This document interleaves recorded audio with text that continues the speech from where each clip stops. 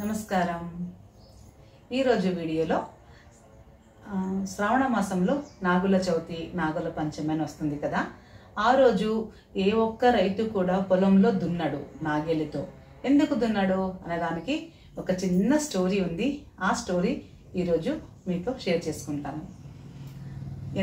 నాగుల పంచమి రోజు ఏ పల్లెటూరికైనా ఏ రైతు అయినా ఎంత పని ఉన్నా ఆ రోజు దున్నాడు.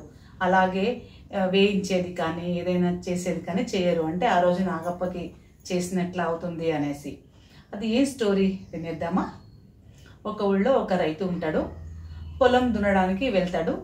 వెళ్ళినప్పుడు దున్నేటప్పుడు చిన్న చిన్న పాములు అలాగే గుడ్లు నాగేలికి తగిలి పాములు చనిపోతాయి, గుడ్డు పగిలిపోతుంది.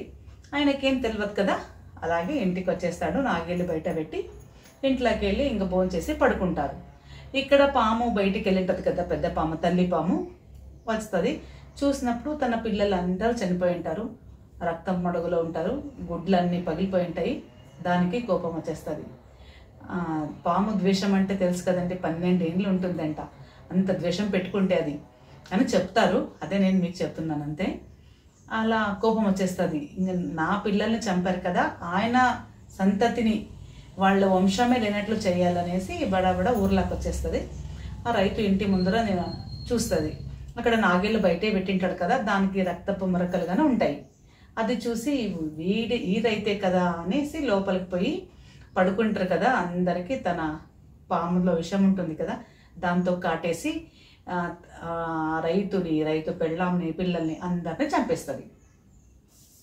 అప్పుడు ఆమెకు తెలుస్తుంది, ఆయనకు ఇంకో కూతురు ఉంటుంది. ఆ కూతురు పెళ్లి చేసి వేరే ఊరికి ఇచ్చింటాడు, అక్కడ ఉంటుంది. అక్కడికి వెళ్ళిను చంపాల్సిందే ఆమెను అనేసి నెక్స్ట్ డే అక్కడికి వెళ్తుంది.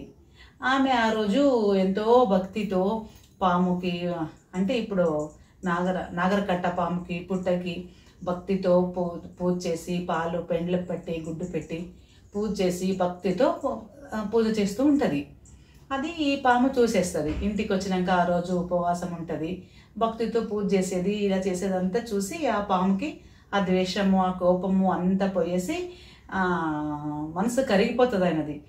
ఈమె చూడు ఎంత భక్తితో నన్ను పూజిస్తుంది కదా, ఈమెకు పూజకు ఫలితంగా ఏదైనా వరం ఇవ్వాలి అనుకొని తను ప్రత్యక్షమై అప్పుడు కూతురుతో మాట్లాడతాడు.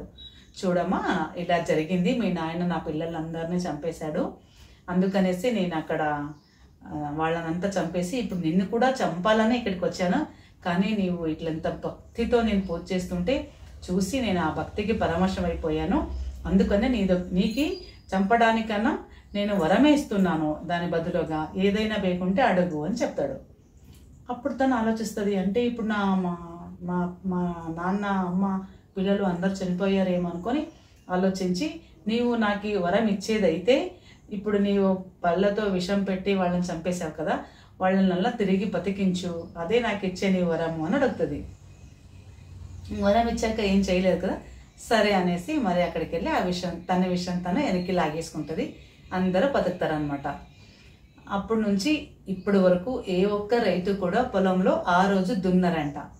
అదే రీజన్. పెద్దోళ్ళు ఏదో ఒకటి చేశారంటే దానికి ఒక రీజన్ ఉంటుంది కదండి.